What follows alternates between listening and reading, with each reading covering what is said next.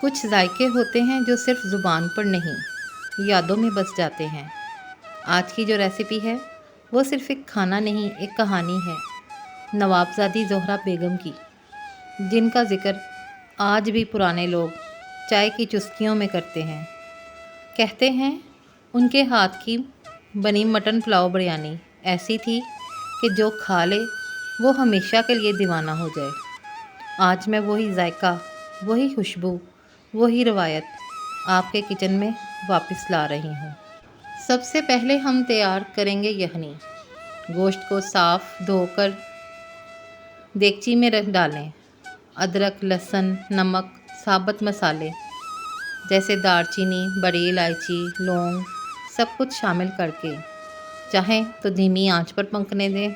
पानी भी शामिल ज़रूर कीजिएगा और चाहें तो प्रेशर पे हीट लगा दें 15 से 20 मिनट की, ताकि गोश्त नरमी से गल जाए और यखनी में शाही जायके उतर जाएं।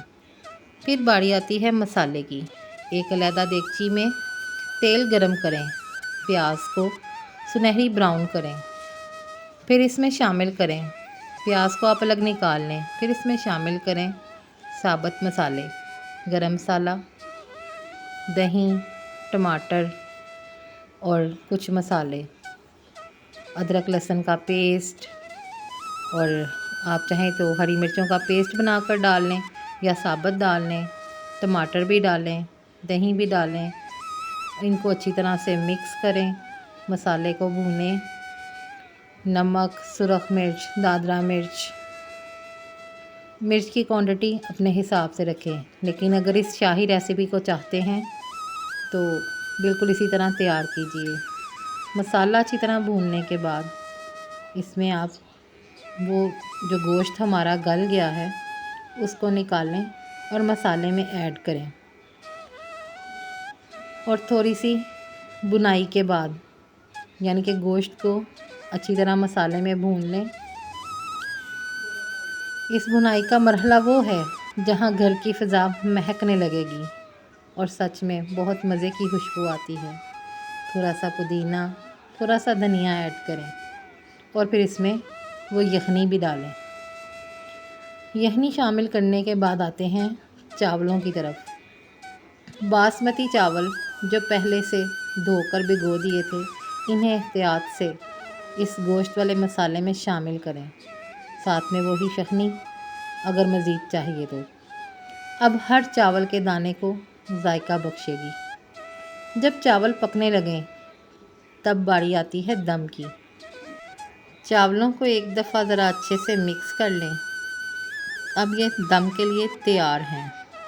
अब हम इनकी करेंगे गार्निशिंग।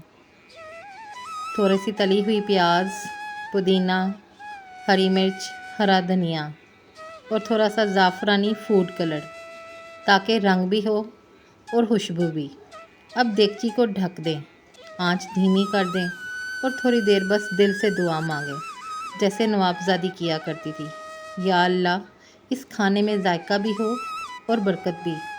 जब दम मुकम्मल हो जाए, ढक्कन खोलें तो एक भाप उड़ती है, एक खुशबू आती है जो सिर्फ चावल की नहीं होती, वो यादों की खुशबू होती है। वो जायका जो हमें माजी की किसी पुरानी दोपहर में ले जाता है।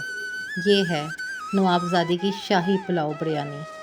आज इसे आप बनाएं, अपने प्यारों के साथ बैठकर खाएं और ज़रा आंखें बंद करके सोचें कि शायद नवाबज़ादी भी कहीं मुस्कुरा रही होंगी। जी बिल्कुल। कैसी लगी आपको आज की कहानी? पसंद आई हो तो हमेशा की तरह रिक्वेस्ट करूँगी कि न्यू आने वाले चैनल को सब्सक्राइब करना मत भूलें। वीडियो को लाइक करें, शेयर करें, प्यारा सा कमेंट करके बताएं कि आपको आज की मटन पुलाव बिरयानी कैसी लगी। अल्लाह हाफिज़।